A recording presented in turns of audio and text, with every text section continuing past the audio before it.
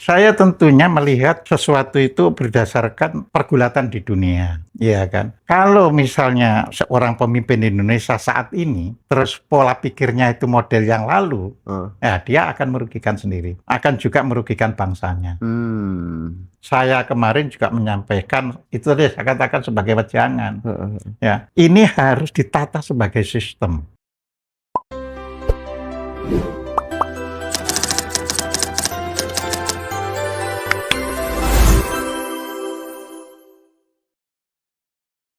Assalamualaikum warahmatullahi wabarakatuh, Kak Kojim. Waalaikumsalam warahmatullahi wabarakatuh, Mas Hendra. Terima kasih sudah meluangkan waktu di tengah-tengah kesibukannya untuk menyapa teman-teman di Ngaji Roso lagi ya, Pak Kojim. Iya. Jadi teman-teman, kita hari ini akan belajar bersama dengan guru kita, gitu ya. Nanti kita akan tanya-tanya tentang banyak hal. Ya, teman-teman nanti juga bisa berinteraksi langsung yang live di TikTok ya. Jadi gini Pak Kojim, dari kecil itu kan kita sering dikasih cerita sama guru-guru ngaji. Kalau nanti di akhir zaman tuh bakal ada makhluk bermata satu. Namanya adalah Dajjal. Sehingga kita diajarin Allahumma inni a'udzubika min adzabi kayak gitu kan. Ya, kalau di tahiyat akhir itu. Makanya sekarang kita mulai dewasa tuh mulai mempertanyakan gitu. Jangan-jangan Dajjal ini bukan sosok yang akan datang, tapi lebih pada cara berpikir yang sudah menguasai manusia di era kekinian gitu. Nah, kita pengen dielaborasi secara utuh gitu. Apakah Dajjal itu masih relevan jika dimaknai makhluk raksasa bermata satu, kulitnya kemerah-merahan gitu, Pak? Pripun, Pak? Ya. Terima kasih Mas Hendra. Ya, jadi begini. Memang suatu agama, ya agama apapun, itu harus ada yang disuguhkan sebagai antitesisnya. Jadi kan agama itu sendiri selalu mengajarkan kebaikan, mengajarkan kebenaran, mengajarkan sesuatu yang kalau manusia menjalaninya itu selamat. Tapi kalau langsung masuk ke selamat gitu, belum tentu orang itu terus punya greget untuk supaya tahu itu ya. Saya juga mengamati contoh ini ya, banyak podcast ya kan yang di YouTube itu. Kalau judulnya itu smooth, nggak banyak penonton. Nah, itu contoh bahwa orang kita itu pun perlu yang langsung menantang itu. Langsung kalau judulnya bongkar ini gitu. Yang nonton itu banyak. Betul. Tapi kalau apakah Anda sudah bahagia gitu? Ada yang nonton, Pak. Gak ada yang nonton. Gitu loh ya.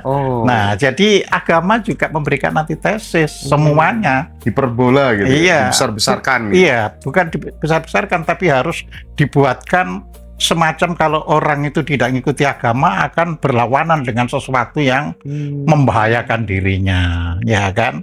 Makanya kalau di agama Kristen kan ada Kristus, tapi ada anti-Kristus, gitu kan?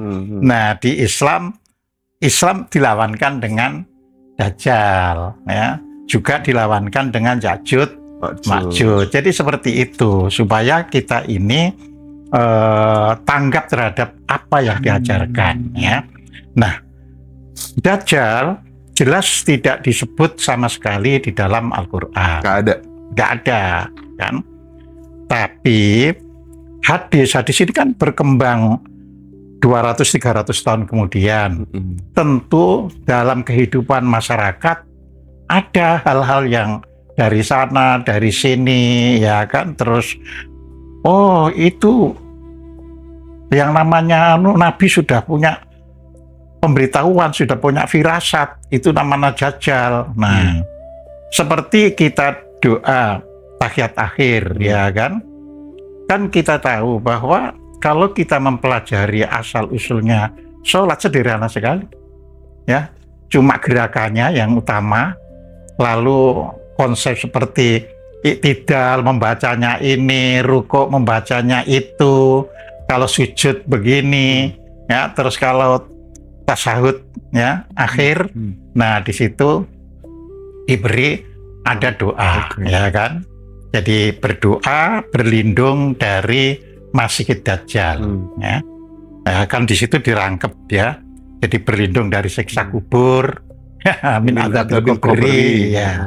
Dan Masih Dajjal, ya. Wal Mahdi wal Masih Dajjal, ya kan. Nah, jadi di sini ya kan orang tentu akan bertanya apa itu Masih Dajjal. Ya, kata Masih di situ itu kan orang yang menjelajah. Jadi Dajjal yang istilahnya itu menjelajahi dunia, ya kan, terus dilawankan dengan kepentingan umat Islam untuk kebaikan. Nah, terus lahirlah misalnya di hadis, ya, ada nanti di apa itu dainya ada tulisannya Dajjal, ya. Jadi di situ kemudian itu karangan manusia semua udah. Lah kita tidak ke sana tapi lahirnya kan kita tahu 300 tahun kemudian. Oh ya, okay. Ya kan? Ya sama dengan Ya'juj Ma'juj itu kan adanya di Al-Qur'an tapi perkembangannya di masyarakat kan terus saja bilang Ya'juj Ma'juj akan turun. Jadi ketika terjadi penghancuran Baghdad sudah dianggap Ya'juj Ma'jujnya yang turun. Ketika terjadi kehancurannya Cordoba juga Ya'juj Ma'juj yang turun. Perang dunia Ya'juj Ma'juj yang turun. Jadi itulah manusia. Jadi nggak pernah ada akhirnya. Sama dengan Dajjal juga tidak pernah ada akhirnya. Tapi yang jelas konsep Dajjal itu akan semakin naik kalau kondisi umat ya itu termarginalkan. Jadi kalau umat itu lagi hidupnya itu enak, Dajjal itu nggak muncul. Iya. Kalau rakyatnya lagi termarginalkan, ya termarginalkan, ulama-ulama baru mulayan, jangan katut sana karena Dajjal itu kalau menawarkan sesuatu yang surgawi, sebenarnya itu yang ditawarkan neraka.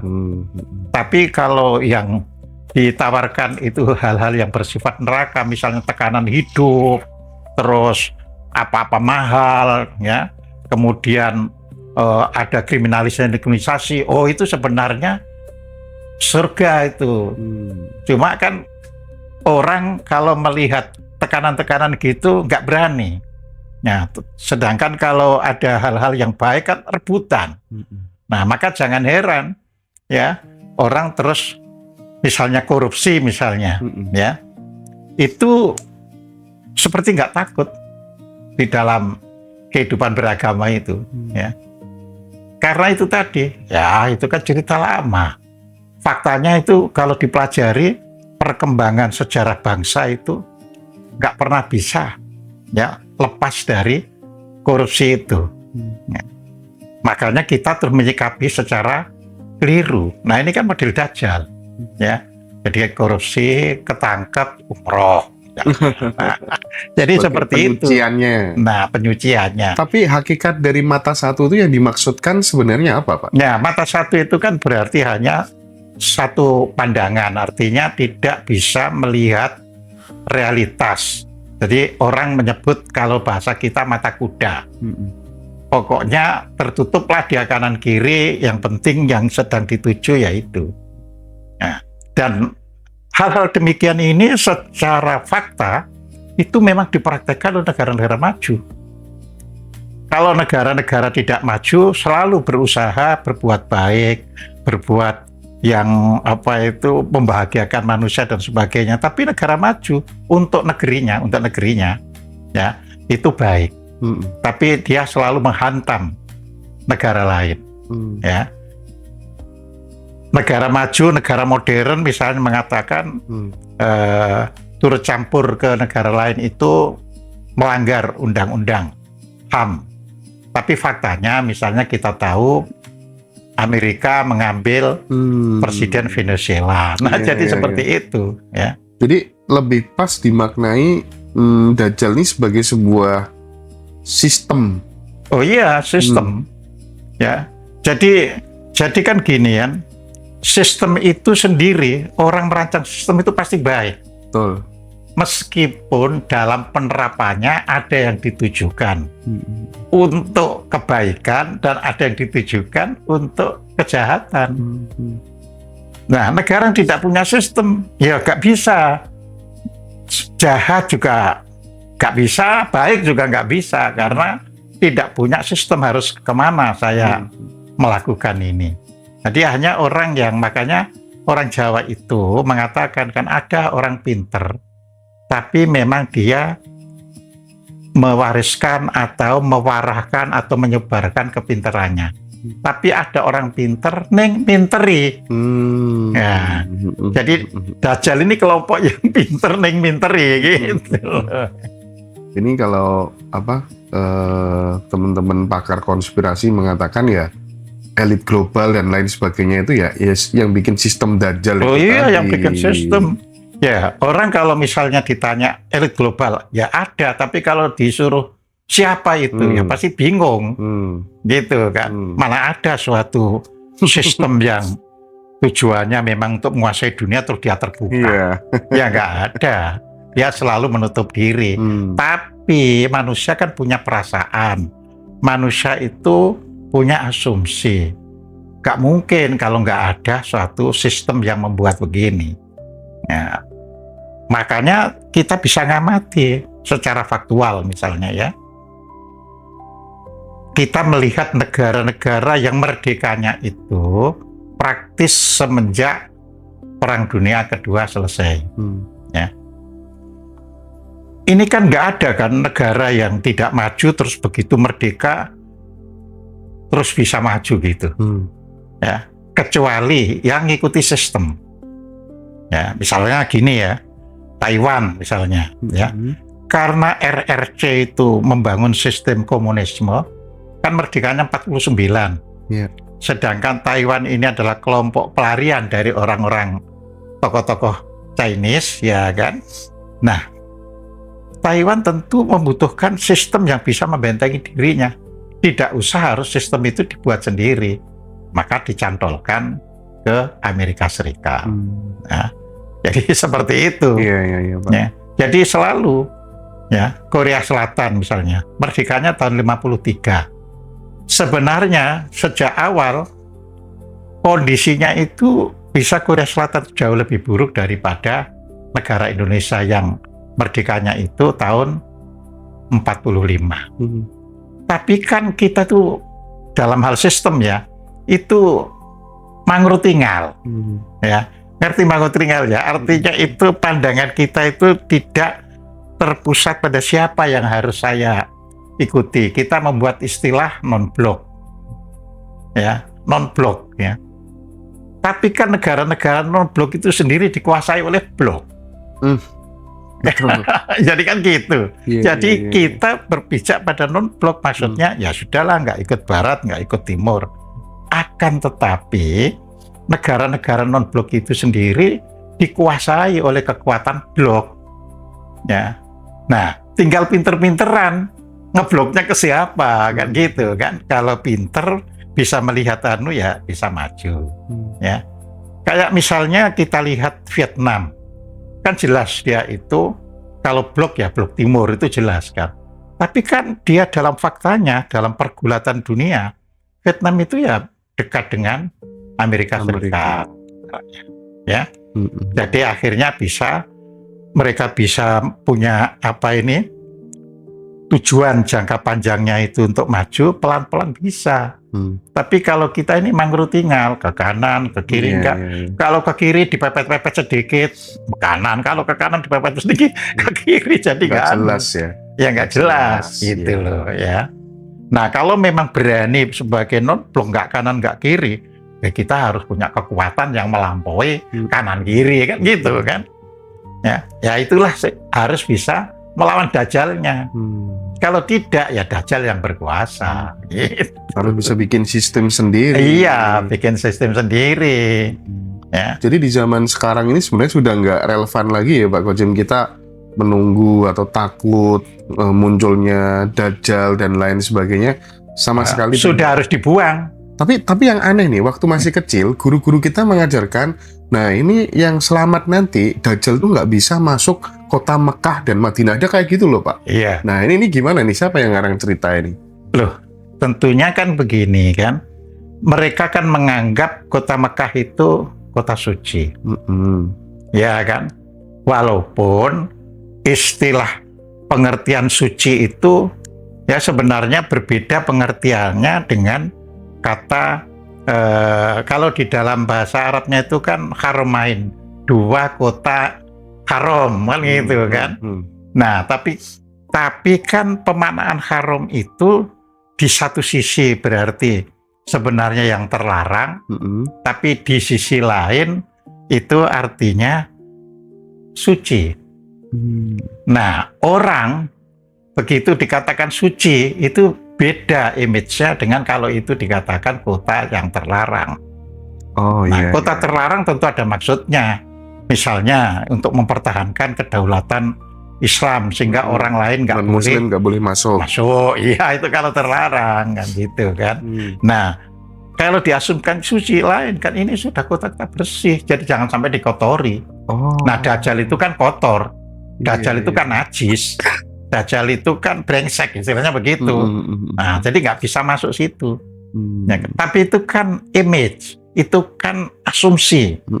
Tapi dalam subjektif. Faktanya, ya mereka itu bludas-bludus ke Mekah dan ke Madinah.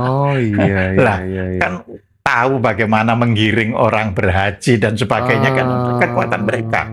Kalau nggak bisa, nggak akan ada hotel di sekeliling Ka'bah. Betul. Karena kita tahu kan hotel tempatnya apa.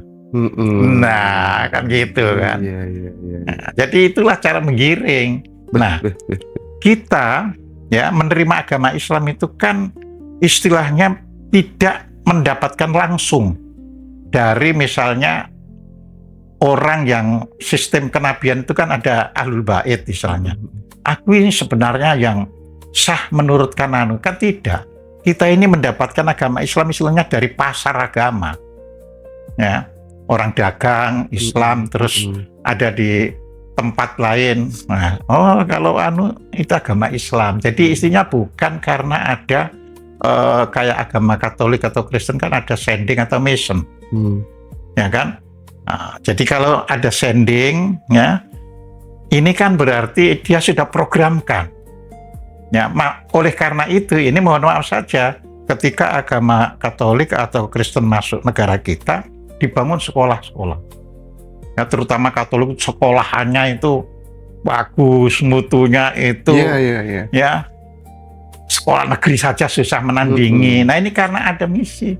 Tapi kita kan enggak, supaya tidak bodoh, ayo belajar. Nah, jadi nggak ada itu program untuk bagaimana mendidik bangsa ini supaya bisa maju. Ya. Dan kalau kita misalnya menyuarakan ya, suatu bangsa supaya bisa maju itu harus menuntut pengetahuan teknologi dan perkembangannya. Dikatakan kita itu sudah katut aliran material. Ya, karena seperti itu. Ya kita saja yang harus paham bahwa Dajjal tentu masih dihembus-hembuskan karena ada kepentingan kelompok supaya tetap bertahan.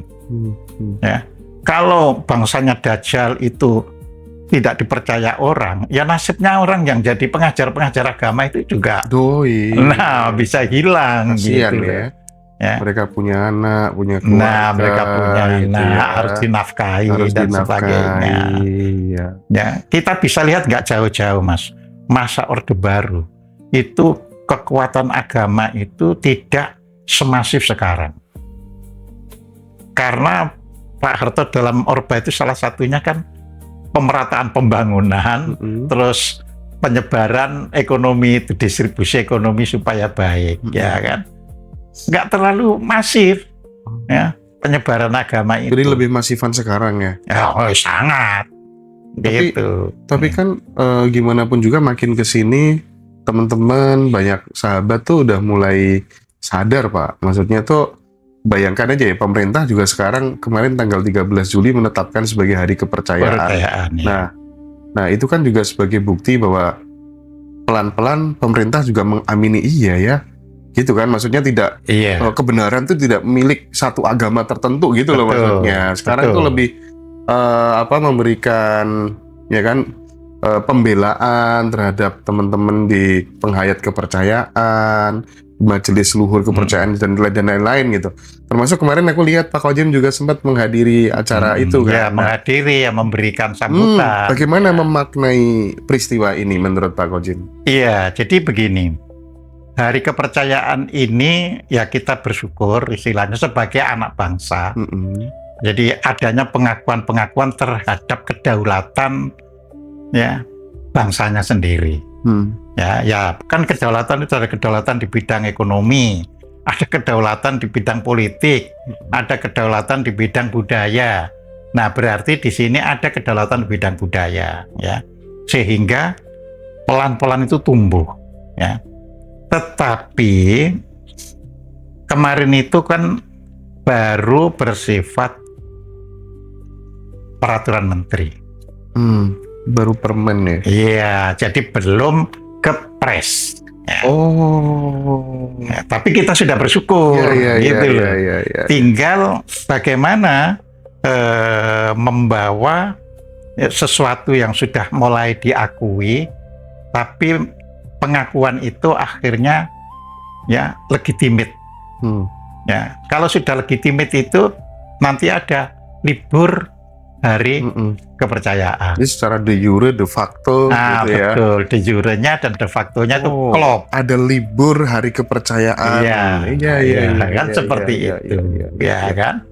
Jadi disinilah pentingnya orang berusaha untuk membangkitkan kedaulatan bukan hanya di ekonomi, di politik, ya, tapi juga di budaya. Ya, hanya budaya yang berdaulat yang bisa menerima semua aspek anak bangsa. Tapi gimana dengan misalnya Pak Ahmad Kojem ini kan seorang tokoh intelektual Islam, tapi kenapa justru membela orang-orang kepercayaan gitu, gimana menjawab itu? Iya, membelanya itu bukan membela apa itu istilahnya itu adanya satu kelompok, tapi adanya HAM terhadap manusia. Itu hak orang punya kepercayaan itu. Nah, orang yang betul-betul memahami agama dengan benar, ya, ajaran Islam sendiri kan sudah menyatakan rahmatan lil alamin. Jadi dengan konsep itu bukan hanya omon-omon kita. Oh iya, dia juga kepingin rahmatan lil alamin. Jadi harus kita akui keberadaannya. Ini yang penting. Ya, negara yang maju itu kan karena bangsanya itu bisa mengakui yang lain dan merasa sama-sama satu bangsa. Nah, ini yang ini. Kalau kita tidak mengakui yang lain, ya Pancasilanya gugur.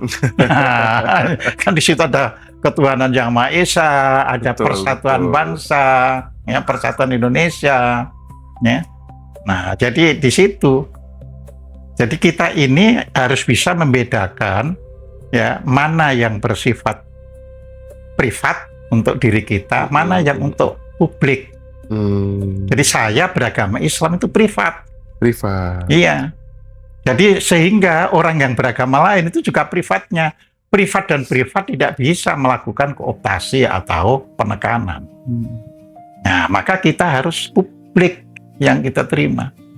Makanya ada ruang privasi, ada ruang publik.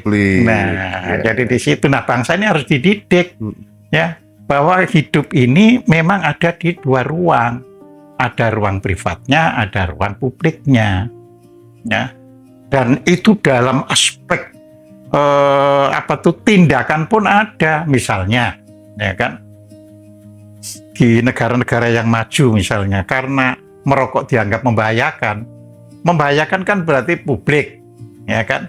Tapi orang merokok itu kan privat. Nah, makanya disediakan tempat. Boleh merokok, tapi itu disediakan. Nah, jadi di situ, ya kan. Nah, jadi saya ikut bersyukur ketika anak bangsa itu bisa membuka dirinya, bisa melihat bahwa bangsa Indonesia ini terdiri dari berbagai macam agama, aliran, dan kepercayaan. Jadi di situ. Nah, oleh karena itu kita berikan wejangan juga, ya. Karena menurut penjelasan salah seorang tokoh agama Buddha, tokoh agama Konghucu, ya di Indonesia itu sering ada peraturan pada saat hangat-hangat dikeluarkan itu jalan. Tapi setelah 2 tahun atau apa gitu tidak jalan. Ya. Contoh kata dia, mula-mula orang Konghucu boleh menikah dengan sesama Konghucu, ya, melalui istilahnya itu lembaganya. Tapi kemudian karena Konghucu pada waktu itu terus hilang dari dalam fakta, bukan dalam undang-undangnya ya, dalam fakta itu hilang dari pengakuan, nggak bisa, harus mengikuti mendaftar misalnya lewat agama Buddha atau apa. Nah, hal-hal seperti itu masih di Indonesia ini masih seperti ombak. Kudune nek wani ojo wedi-wedi. Lah iya, nek wedi ojo wani-wani kan gitu kan. Nah, tapi melihat itu Pak Kojim, apa tuh namanya, dari permen melihat atau bagaimana Pak Kojim meyakini kira-kira ini bakal naik jadi kepres nggak sih, beresiko nggak sih untuk seorang Prabowo yang masih pengen maju lagi, sementara masyarakat mayoritas itu adalah masyarakat Muslim. Nanti jangan-jangan orang Islam nggak usah pilih Prabowo, orang ini dia bela kepercayaan gitu, agama nggak jelas, agama ateis, nggak punya nabi, nggak punya kitab suci, nggak punya Tuhan gitu, gimana? Iya, saya tentunya melihat sesuatu itu berdasarkan pergulatan di dunia, iya kan. Kalau misalnya seorang pemimpin Indonesia saat ini, terus pola pikirnya itu model yang lalu, ya dia akan merugikan sendiri, akan juga merugikan bangsanya. Ya, bagaimana misalnya Arab, terus akhirnya membolehkan perempuan itu boleh nyetir. Ya, perempuan boleh melepas jilbabnya, tapi masih diberikan itu ruang khusus. Nah, itu karena melihat pergulatan di dunia. Zamane. Iya, zamane. Zamane, gitu loh ya. Jadi kita sekarang harus melihat, ya, terutama pandangan anak-anak muda. Ya, ternyata beda ini dengan yang tua-tua. Nah, maka perlu kita rintis, gitu kan. Nah, cuma saya kemarin juga menyampaikan itu tadi saya katakan sebagai wejangan. Ya, ini harus ditata sebagai sistem. Jadi bukan hanya sekedar diakui, ya, penghayat kepercayaan sekedar diakui, tapi dalam prakteknya itu susah. Ya, contoh pada zaman Orba tahun 78 kan disahkan mimbar kepercayaan setiap hari Rabu malam. Tapi kan implementasinya betul di masyarakat kan nggak ada, karena nggak ada sistem yang menopang. Jangan terkesan formalitas saja, harusnya turunan-turunannya itu sampai nanti ke, misalnya kalau di sekolah itu ada mata pelajaran pendidikan agama Kristen, nah ini juga harus masuk dong ke kurikulum. Iya, itu kemarin bagaimana juga saya jelaskan, karena kepercayaan itu kan sangat beragam. Ya, istilahnya di Indonesia saja sekarang ini yang secara resmi itu terdaftar 164. Ya, ini kan sangat beragam. Maka saya minta dibuatkan sistem istilahnya pelajaran budi pekerti. Setuju. Nah, budi pekerti ini kan implementasi, jadi bukan sekedar bagaimana orang berbuat baik, tapi bagaimana menjadi warga bangsa Indonesia dalam membela bangsanya.